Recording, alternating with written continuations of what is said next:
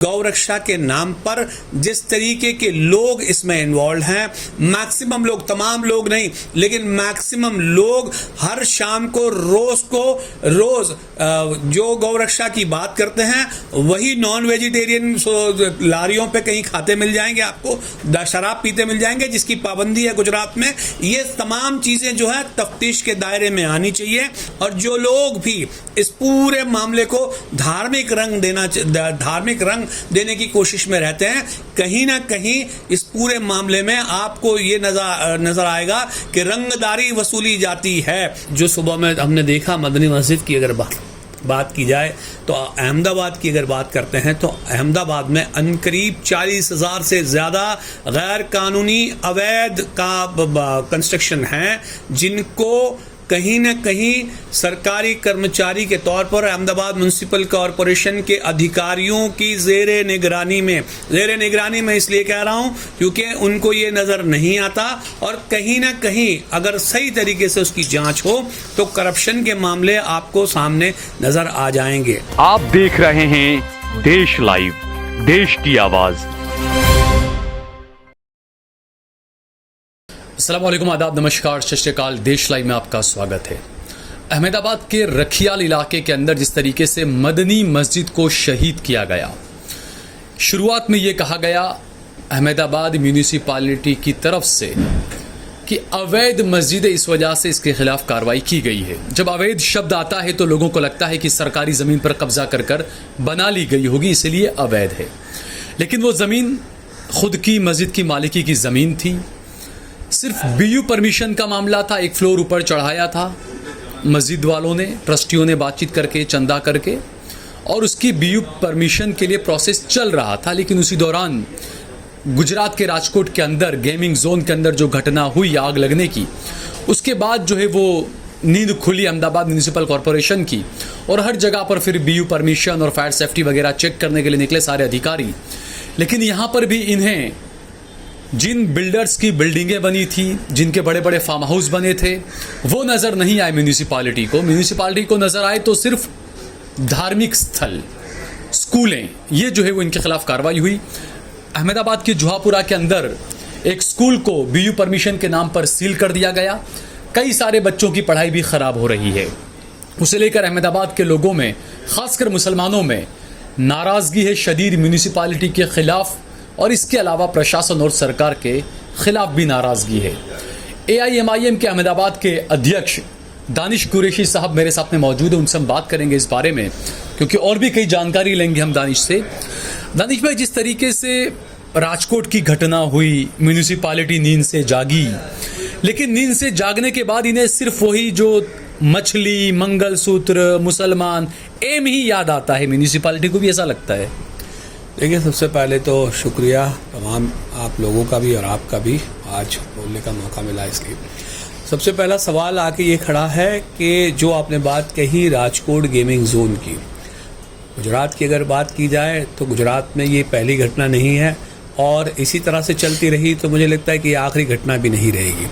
Municipal corporations की अगर बात, तमाम कॉरपोरेशंस की बात की जाए, जो बड़े महानगर हैं गुजरात के, उनकी बात की जाए तो राजकोट की घटना ये पहली घटना नहीं है।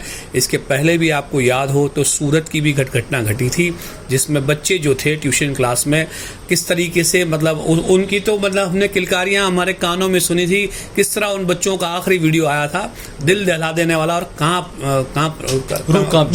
देने वाला वो था पूरा। उसके बावजूद भी शायद लोगों को ये याद नहीं होगा कि SMC के पास उस वक्त सिर्फ वो चौथी मंजिल पर पहुंचने के लिए स्टेयर्स नहीं थे या रास्ता नहीं था चौथी मंजिल तक पहुंचने का। यही विकास है, गुजरात मॉडल है। वही उसी पे मैं बात कर रहा हूँ। और उसके बाद हम बात करते हैं कि डंका हमारा विश्व में बच गया है।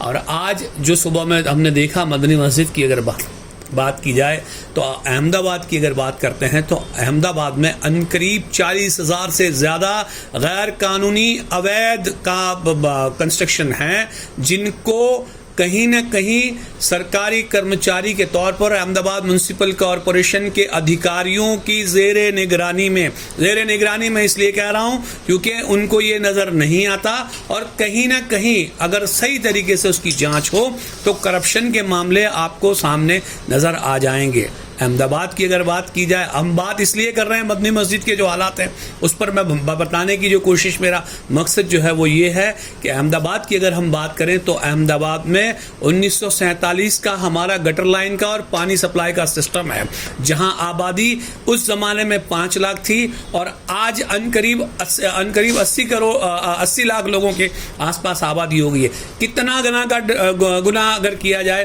तो ये डिफरेंस आएगा। उसके बावजूद भी अगर कुछ नजर आता है तो वो सिर्फ मस्जिद का बनाया हुआ गैर कानूनी अवैध कंस्ट्रक्शन, जमीन नहीं ना मस्जिद अवैध, लेकिन जो कंस्ट्रक्शन है वो अवैध है। वो भी सिर्फ एक फ्लोर अवैध है, नीचे का तो ग्राउंड फ्लोर पूरा। लेकिन आप डिमोलिशन का पूरा मामला देखेंगे तो उन्होंने सारा मामला खत्म कर रखा है। तो ये जो सोच जो अधिकारियों में पेवस्त हो चुकी है वो ऐसे ही नहीं है, ये कहीं ना कहीं भारतीय जनता पार्टी की और उन तमाम लोगों की मिली जुली नजर आती है जो अपने आप को सेक्युलरिज्म के ठेकेदार कहते हैं। सवाल यहाँ ये है कि कानून के मद्देनजर अगर सब कुछ बराबर है तो अगर मस्जिद गैर कानूनी तरीके से कॉरपोरेशन की परमिशन के बिना अगर कंस्ट्रक्शन है तो ऐसी कई जगहें हैं जो आप देख सकते हैं, जहां अहमदाबाद म्युनिसिपल कमिश्नर से चंद मिनट के दूरी पर आप देख सकते हैं एक बहुत बड़ा मंदिर है, बगल में दरगाह भी है। भद्रकाली की बात की जाए, ये वही भद्रकाली का मंदिर है जहां गुजरात के मुख्यमंत्री भी दिवाली के दिन जो है वो यहाँ पर आरती करने के लिए आते हैं। आप जाकर देख लीजिएगा उसका छज्जा 50 फीट पूरा सरकारी जमीन, रास्ता इतना संदिग्ध है वहां पर। आप जाकर देखिए वहां एक वो निकलता है सर्कुलर रूट का, बस का रूट है पूरा, जो अहमदाबाद म्युनिसिपल कॉरपोरेशन जो है उसको मैनेज करता है। अगर वहां आप खड़े रहेंगे तो आप देखेंगे आधा घंटा लगता है उस रास्ते से गुजर होने के लिए, लेकिन वो रास्ता नजर नहीं आता। लेकिन अगर वो जगह जो है उसका नाम मदनी मस्जिद है तो फिर वो निशाने पे है। बिल्कुल। अच्छा, दूसरा जिस तरीके से जो कार्रवाइयाँ चल रही है बीयू परमिशन के नाम पर, अहमदाबाद के जुहापुरा इलाके के अंदर 3 दिन पहले एक स्कूल को जो है वो सील कर दिया बीयू परमिशन न होने की वजह से। तो सरकार को, प्रशासन को कम से कम मस्जिद हैं, मंदिर हैं, हॉस्पिटल्स हैं, स्कूल्स हैं, इनके लिए कुछ एक अलग स्कीम ऐसी बनानी चाहिए कि परमिशन उनको दी जाए, उन पर जितना भी फाइन लगाना है लगाया जाए, पेनल्टी लगाई जाए, फीस ले ली जाए और उसके बाद में उनका काम जारी रखा जाए। ये तोड़ देना और ये तमाम चीज़ें, ये तो सही नहीं लगता ना। अब स्कूल की अगर बात करें, कई सारे बच्चों का वहाँ पर भविष्य अधर में लटक चुका है। अब देखिए, जहाँ तक सवाल है, मैं ये समझता हूँ कि कोई भी स्कूल हो या और किसी तरीके का कोई भी इदारा हो, उन इदारों को सबसे पहले तो ये चाहिए कि कानूनी तर्ज पे पूरा उसका काम किया जाए। लेकिन अगर ऐसा नहीं होता तो क्योंकि ये एक यूनाइटेड जगह है, अगर स्कूल की बात की जाए तो डायरेक्टली या इनडायरेक्टली वो तो एक सरकारी एकम है, चाहे डीओ के अंडर में हो, चाहे गुजरात एजुकेशन बोर्ड मिनिस्ट्री के अंडर में हो, डायरेक्टली या इनडायरेक्टली ये उनकी रिस्पॉन्सिबिलिटी। मैनेजमेंट में जो लोग हैं सिर्फ वो तो इंचार्ज है, या मैनेजमेंट के लोग हैं जो सिर्फ उनका एक लिमिटेड पावर है या लिमिटेड एक उनकी जिम्मेदारी है कि वहां पर उनको मैनेज करना है। कहीं ना कहीं ये तमाम जिम्मेदारियां जो हैं वो अहमदाबाद म्युनिसिपल कॉरपोरेशन और डीओ की अगर बात की जाए तो डीओ के जो अधिकारी हैं उनके जिम्मे है कि तमाम चीजों को पूरा साल भर वो चेक करते रहें कि कहाँ क्या क्या दिक्कतें आ रही हैं, क्या क्या परेशानी है। लेकिन होता यह है कि गुजराती में जब तबेला घोड़े जब छूट जाते हैं तब तबेले को ताला लगाने की जो उनकी कवायद है, जो हमेशा से जो हमने सूरत में देखा, जो हमने राजकोट में देखा और गुजरात में अहमदाबाद में भी हम वही देखने को जा रहे हैं। सवाल यह है कि काम ये होना चाहिए कि अगर एजुकेशन की बात है तो एजुकेशन के लिए इंफ्रास्ट्रक्चर की अगर बात की जा रही है कि भाई किसी के पास बीयू नहीं है, गलत है, नहीं होना चाहिए। अगर उनके पास बीयू नहीं है तो उनको प्रोसेस करना चाहिए। लेकिन सवाल सवाल ये है कि क्या अब से पहले आपने उनको रिमाइंडर दिया है, क्या पेनलाइज उनको आपने किया है, और अगर नहीं किया तो क्या सिर्फ ये दिखावा है? तो दिखावे से तो अगर मैं मानता हूं कि ये तो चलिए ठीक है कि बीयू परमिशन की बात है, अगर और इस तरह का जैसे एसएमसी की कोई घटना घटी और ऐसी कोई घटना घटती है सेफ्टी मेजर्स को लेकर, तो क्या फिर वापस वही घटनाएं दोहराई जाएंगी जो राजकोट में हुई या जो सूरत में हुई? ऐसी बहुत सारी घटनाएं। तो सवाल ये है कि ये प्रशासन में जो बैठे लोग हैं वो इतने निंद्राधीन हो चुके हैं। क्या मोरबी की बात की जाए, मोरबी में आपको याद हो तो 3 दिन पहले उसका रिनोवेशन हुआ था उस ब्रिज का, और उसमें हजारों लोग मारे गए। क्या हुआ उसमें? तो महज ये बच जाना, निकल जाना, तो ये जो राजनीति, मुझे लगता है कि लोगों के साथ, आवाम के साथ राजनीति नहीं होनी चाहिए। और जहां तक स्कूल का सवाल है, स्कूल के मामले में अगर उनको लगता है किसी को पिनलाइज करना है तो करिए, लेकिन बच्चों के अगर मामले की बात आती है, बच्चों के फ्यूचर को लेकर के बात आती है, उनके एजुकेशन को लेकर बात आती है, तो ये तमाम रिस्पॉन्सिबिलिटी तो स्टेट की है, किसी और की नहीं है। क्योंकि अगर बच्चों का फ्यूचर इस तरह से रिस्क में है, अब मान लीजिए आज ऑलरेडी 10-11 तारीख हो चुकी है, 1-2 दिन उसमें अभी स्कूल में भी खुल जाएंगे, तो क्या हालात होंगे, बच्चों पे क्या असर पड़ेगा? जिन बच्चों को हमको तालीम देना है या उनको कानूनी तर्ज पे तैयार करना है, संविधान की समझ देनी है, अगर उन्हीं बच्चों के स्कूल में इस तरीके की कार्रवाई होगी तो उन बच्चों के जनमानस पे क्या असर होगा? और ये जिम्मेदारी बनती है सरकार की, बजाय इसके वो सिर्फ एक नोटिस देके अपनी जान बचाने की जो कवायद कर रहा है, मुझे लगता है इससे बाहर निकलना। अच्छा, एक और सवाल दानिश, क्योंकि बकरा ईद का मौका है, कल हमने देखा अहमदाबाद में पालड़ी इलाके के अंदर माहौल बहुत ज़्यादा ख़राब किया गया था। कुछ गौ रक्षा के नाम पर और जीव दया के नाम पर कुछ लोग आए।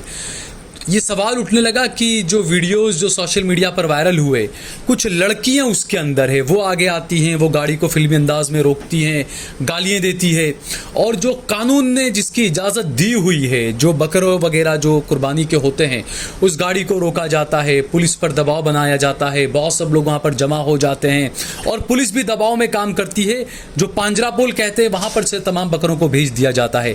तो बकरा ईद से पहले ये तमाम माहौल ख़राब करना और ये तमाम कई सवाल उठ रहे हैं।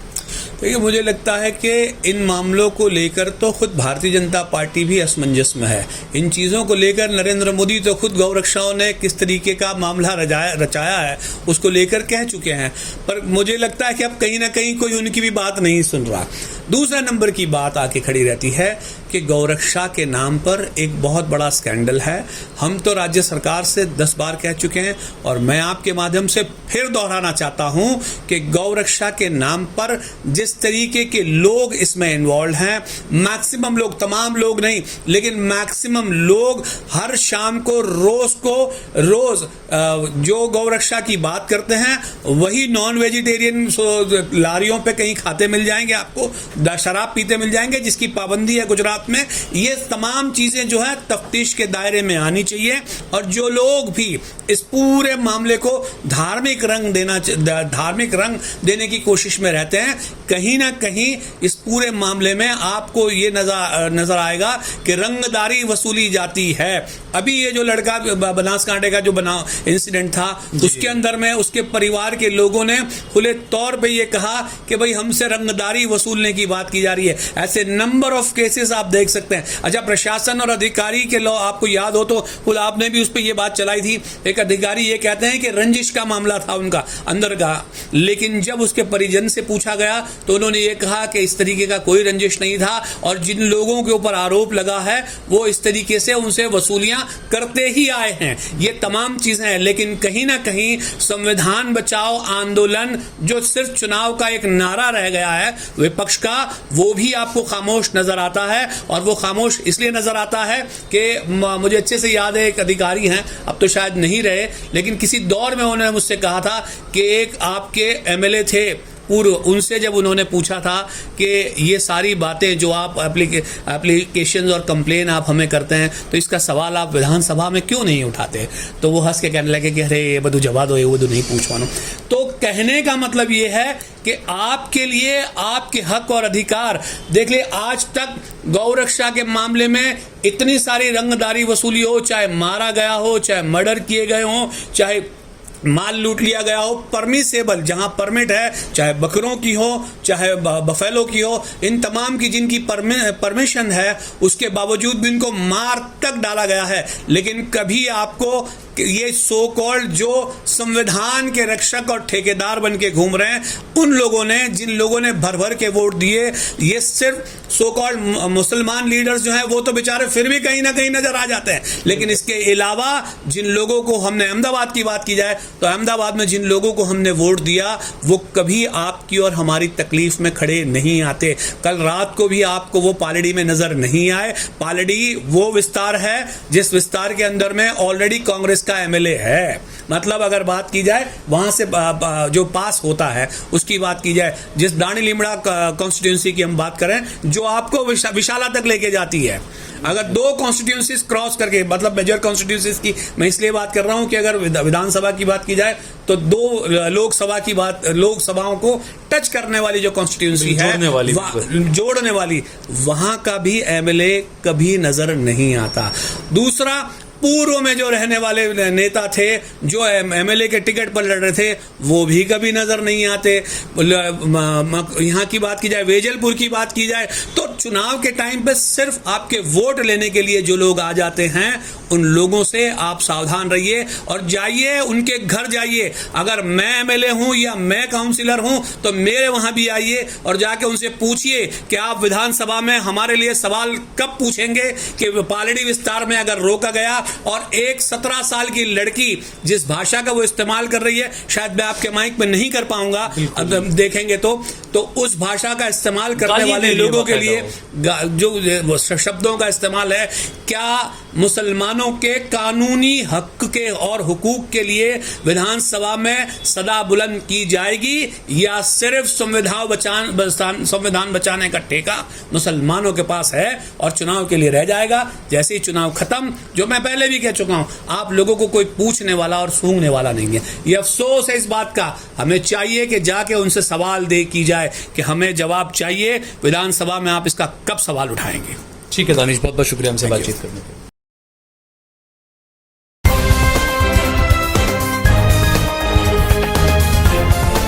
देश और दुनिया की तमाम छोटी और बड़ी खबरों के लिए हमारे चैनल को सब्सक्राइब करना न भूलें और बेल का बटन जरूर दबाएं।